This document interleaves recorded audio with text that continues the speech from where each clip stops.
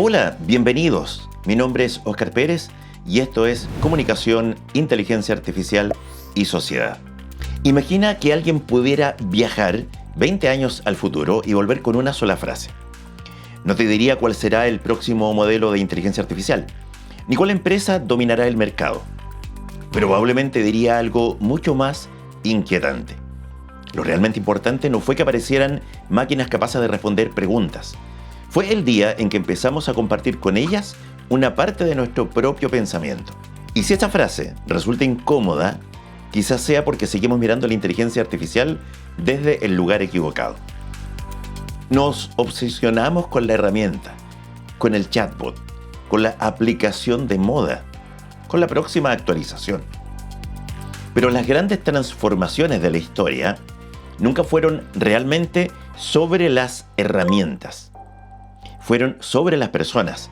Y eso significa que para entender la inteligencia artificial no basta con mirar una pantalla. Hay que mirar varios siglos hacia atrás. Porque esta historia empezó mucho antes de que existieran los computadores. Cuando aparece una nueva tecnología, solemos preguntarnos qué puede hacer. Con el tiempo descubrimos que la pregunta importante era otra. ¿Qué cambia en nosotros? La máquina de vapor no solo movió locomotoras, reorganizó las ciudades, las fábricas y el tiempo de las personas. La electricidad no consistió únicamente en encender una ampolleta. Transformó la producción, los hogares y hasta la forma en que vivimos la noche. Internet tampoco cambió únicamente la comunicación. Cambió el comercio, la educación, el trabajo y nuestra manera de acceder al conocimiento. Con la inteligencia artificial podría estar ocurriendo exactamente lo mismo. Muchos economistas ya no la describen simplemente como una tecnología más. La comparan con esas grandes infraestructuras que terminaron reorganizando la sociedad. La electricidad, el ferrocarril o Internet. Curiosamente, esas revoluciones casi nunca se reconocen mientras están ocurriendo. Primero cambian los procesos, después las organizaciones, y solo años más tarde entendemos que el mundo dejó de funcionar como antes. Quizá por eso seguimos hablando de aplicaciones de inteligencia artificial como si fueran productos independientes, cuando lo que realmente está cambiando es la infraestructura sobre la que producimos conocimiento. Una infraestructura para pensar, y ese concepto nos obliga a retroceder muchos siglos. Si hoy buscamos el origen de la inteligencia artificial, la mayoría comenzará con Alan Turing. Algunos llegarán hasta la conferencia de Dartmouth, pero casi nadie imagina que esta historia también pasa por un filósofo medieval. En el siglo XIII, Ramón Lull construyó un sistema de discos giratorios que combinaban conceptos para generar nuevos razonamientos. No había electricidad, no existían computadores, ni siquiera existía la palabra ciencia en el sentido moderno. Y sin embargo, ya estaba presente una idea extraordinaria.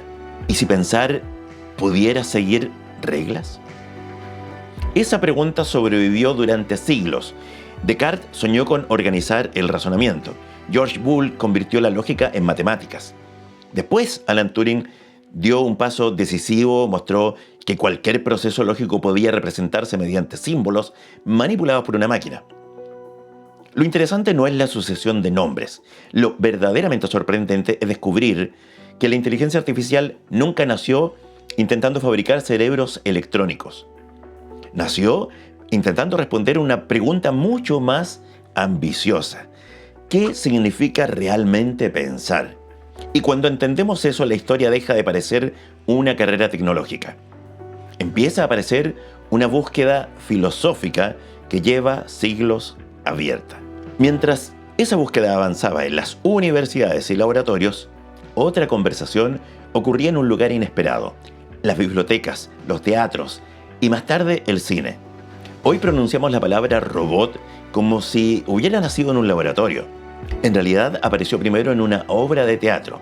Después, Isaac Asimov imaginó las 3 leyes de la robótica. Más tarde llegaron HAL 9000, Terminator y decenas de historias que moldearon nuestra manera de imaginar el futuro. Durante mucho tiempo pensamos que aquellas eran solo buenas historias. Pero investigaciones recientes muestran algo mucho más interesante. Muchos investigadores en inteligencia artificial reconocen que la ciencia ficción influyó directamente en las preguntas que decidieron investigar. Las novelas inspiraron ciencia, pero aquí aparece una paradoja fascinante. Las mismas historias que impulsaron la innovación también moldearon nuestros miedos. Cuando hoy discutimos sobre inteligencia artificial, muchas veces seguimos utilizando imágenes creadas por escritores hace 50 años. Eso explica por qué resulta tan fácil imaginar un robot dominando el mundo y mucho más difícil preguntarnos quién controla realmente los datos, los modelos o las decisiones que estas tecnologías empiezan a tomar. La ficción nos ayudó a imaginar el futuro, pero a veces también nos impide comprender el presente. Durante décadas, la inteligencia artificial avanzó con más tropiezos que triunfos. Hubo promesas enormes, hubo decepciones, hubo largos periodos en que parecía que todo había sido una ilusión, hasta que llegó una partida de ajedrez que el mundo entero convirtió en un símbolo. Deep Blue contra Garry Kasparov.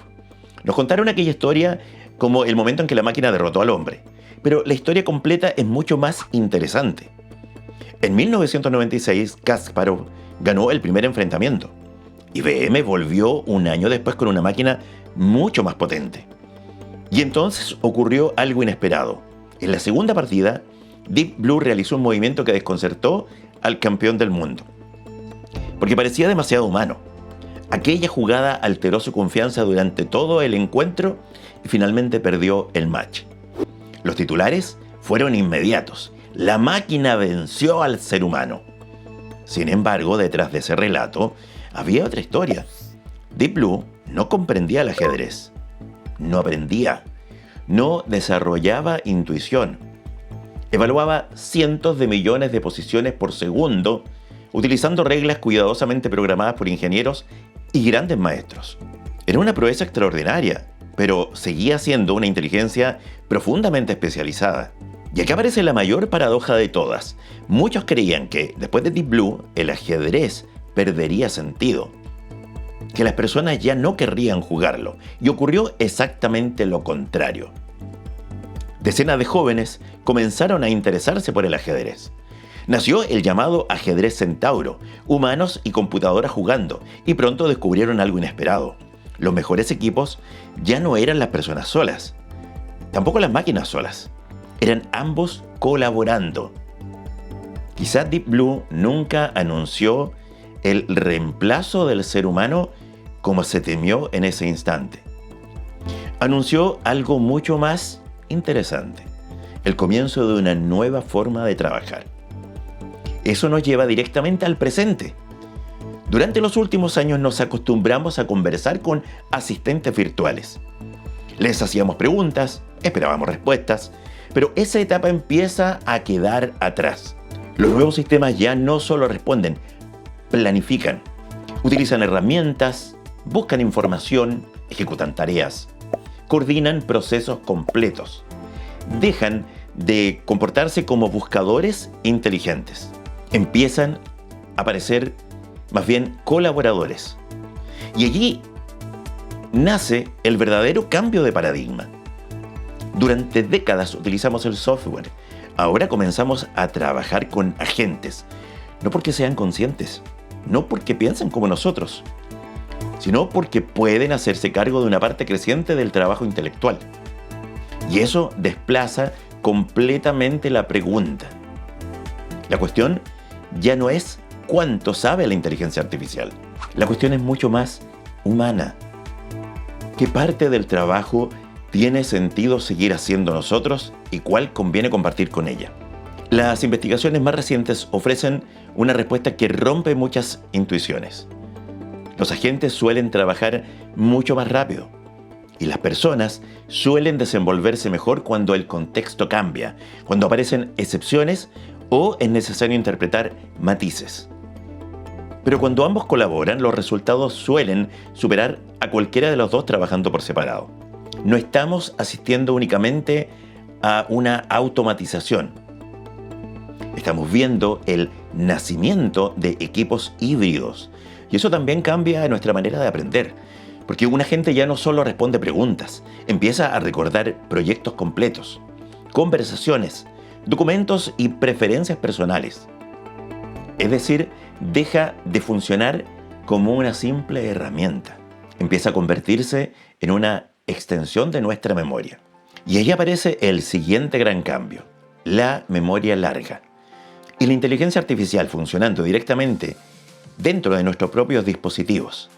Imagina un asistente que recuerde el contexto completo de tu trabajo, tus investigaciones, tus correos, tus reuniones, tus documentos y que pueda hacerlo sin enviar constantemente esa información a servidores remotos.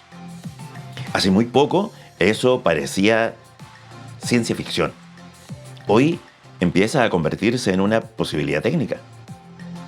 Pero cuanto mejor recuerde una inteligencia artificial quién eres, más importante se vuelve otra palabra: privacidad. Porque una memoria casi perfecta también puede convertirse en una vigilancia casi perfecta. Ese probablemente será uno de los grandes debates de los próximos años. No cuánto puede hacer una inteligencia artificial, sino cuánto estamos dispuestos a permitirle conocer sobre nosotros. Quizá por eso la pregunta más importante ya no sea si la inteligencia artificial reemplazará a las personas. La historia parece contar otra cosa.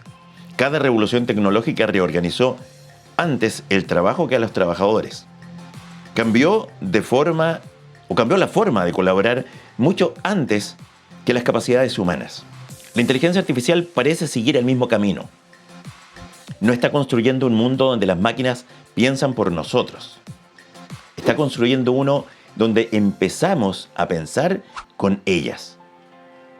Y esa diferencia cambia la educación, el periodismo, la investigación, las profesiones y probablemente nuestra propia idea de inteligencia. Quiero dejarte con una propuesta muy sencilla. La próxima vez que abras ChatGPT, Gemini, Cloud o cualquier otro sistema de inteligencia artificial, no te preguntes primero si la respuesta fue buena. Hazte otra pregunta. ¿Qué parte de mi pensamiento acabo de compartir con esta máquina? ¿Le pedí información? ¿Le delegué memoria? ¿Le pedí organizar ideas? ¿Evaluar alternativas? ¿Preparar una decisión? Porque quizá la verdadera revolución nunca consistió en fabricar máquinas capaces de pensar. Quizá la revolución consiste en que, por primera vez en nuestra historia, estamos aprendiendo a pensar junto a ellas. Y comprender esa diferencia probablemente sea mucho más importante que aprender a utilizar la próxima herramienta de inteligencia artificial que aparecerá la próxima semana. Espero que te haya gustado esta reflexión. Si así fue, dale me gusta, suscríbete al canal y nos vemos la próxima semana, si Dios quiere. Un abrazo.